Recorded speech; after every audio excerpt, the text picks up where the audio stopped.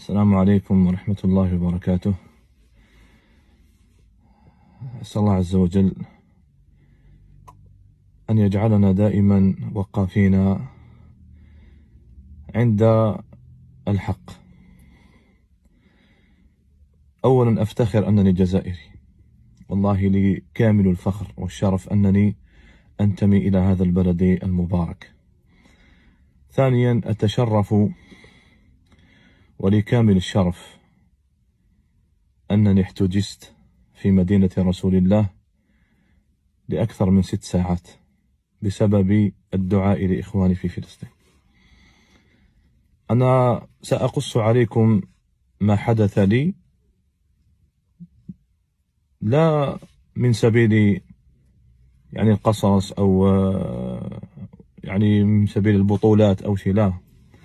أريد أن أنبه إخواني المعتمرين، ثم أنبه الوكالات باش ينبهوا الناس وينبهوا المعتمرين، وأنبه إخواني الأئمة وإخواني الزائرين إلى بلاد الحرمين.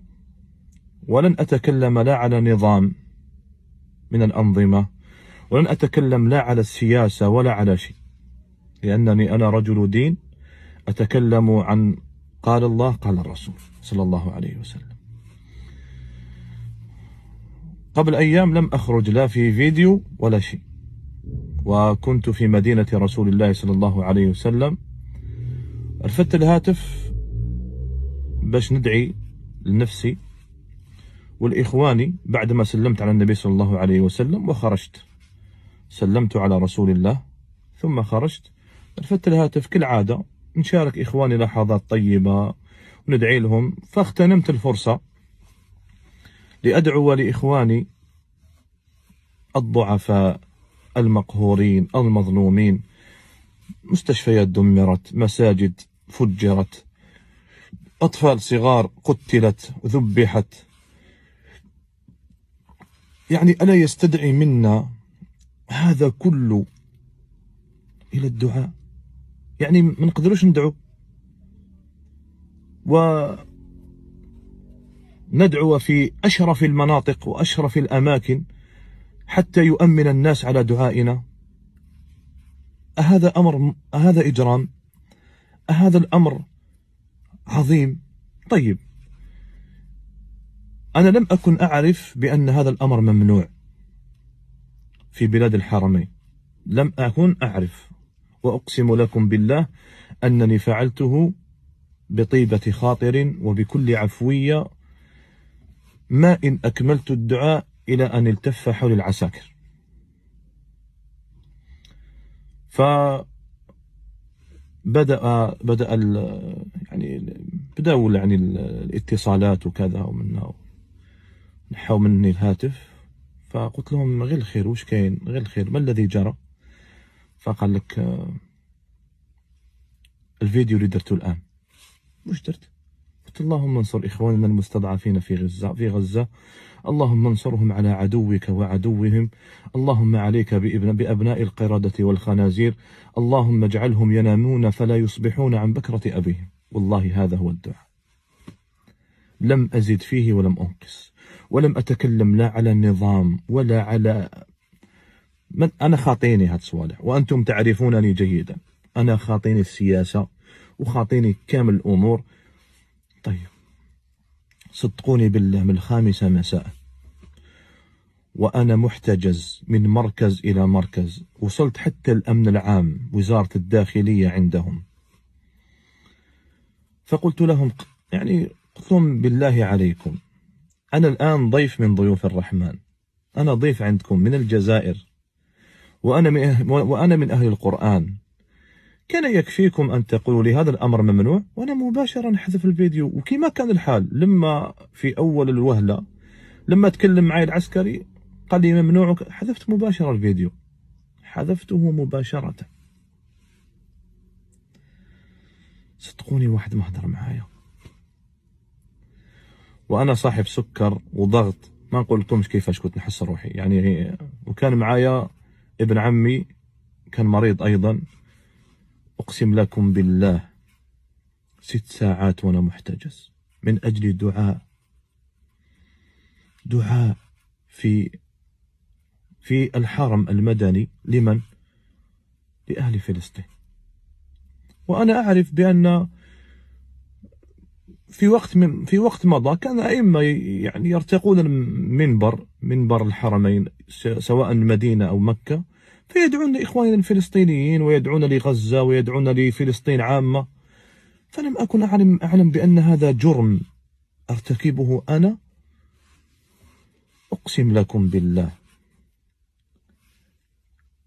قد ما كان شرف لي أنني أحتجز من أجل الدعاء لإخواني الفلسطينيين وإخواني الشهداء في غزة، قد ما كان الأمر صادم بالنسبة لي، لأنني علاش ضيف من ضيوف الرحمن.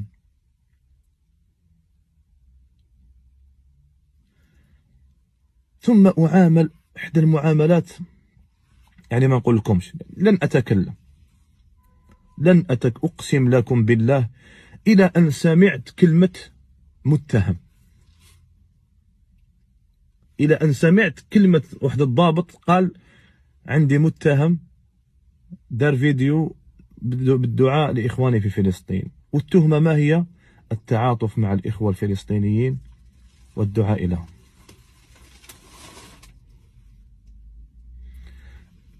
داروا لي محضر وبصموني. مهم، والله لن أعارض، بالعكس هذا شرف لي وهذا درس بالنسبة لي، درس، لأنني لم أكن أعرف ولم أكن أعلم بأن هذا الأمر ممنوع ولا يصح ولا يجوز لأحد من زوار بيت الله عز وجل. انتهى المطاف على ماذا؟ على أن حكمت المحكمة بحجز الهاتف تاعي اللي صورت به، حجزاته عندها، وأحال إلى مكتب الإرشاد في الحرم. أنا بدوري أحال إلى مكتب الإرشاد لأجلس مع رجلين أحسبهما والله حسيبهما ممن يفتون الناس وينصحون الناس ويرشدون الناس. فجلست بين أيديهم حتى ينصحونني بماذا؟ قلت لهم الآن أنا بينكما حتى تنصحانني بألا أفعل وألا أدعو بعد اليوم لأهلنا في غزة. طيب ما فيش مشكلة. الذي حاز في نفسي أن واحد منهم قال لي ما كانش واحد يرفع التليفون ويدعي لغزة وفلسطين وهم الآن لا يحتاجون منا لا دعاء بهذه الطريقة بالهواتف وكذا، لا يفعل هذا إلا مرائي أو طالب سمعة. قلت له أشققت على قلبي؟ أنت في الحرم الآن، شققت على قلبي أنني أريد سمعة أو أنا مرائي بهذا الأمر؟ قلت له ربي يغفر لك يا أخي. الشاهد من هذا كله، أريد أن أنبهكم أنتم يا من تعتمرون، يا من تزورون سواء المدينة أو مكة، حل عينك، خاصة إذا رحت مع زوجتك ولا رحت مع يماك. أقسم لك أنا ولد عمي مازالو شاب صغير، أقسم بالله قريب حبس قلبه. وينتهي المطاف على أنه واحد الأخ مصري واحد آخر فلسطيني قالوا لي يا شيخ والله ربي يحبك وعندك دعوة الخير. واحد منهم قال لي كنت قادر 15 يوم ما تبانش، واحد آخر قال لي كنت قادر سنة ما يعرفوش وين راك كامل. فأنا أنصحكم، هذا الفيديو هذا درته مجرد قصة حتى يعتبر بها الناس، وما نحكي وما أعترض على أي شيء. هي بلادهم، الله يعاونهم، هي بلادهم، ربي يوفقهم وربي يعاونهم، وهذا النظام ديالهم ربي يعاونهم، ربي جالس على كرسي الحق. الله عز وجل يجلس على كرسي يحكم بعدله، وسع كرسيه السماوات والأرض، لن أزيد فوق هذا ولن أنقص. ولكن أنا ننبه الناس اللي يطلعوا يعتمروا ويديروا، الدير شال تاع فلسطين يديوك المعتقل، يحجزوك ويديروا لك محضر، تلبسي حجاب فيه، وانا شفتها رأيتها عيانا من اندونيسيا وماليزيا دايرين شال ولبسه وحده حجاب فيه العلم الفلسطيني، احتجزوها وداروا لها محضر. فواحد يروح يعبد ربي ويدعي بينه وبين ربه، يدعي بينه وبين الله عز وجل. السلام عليكم.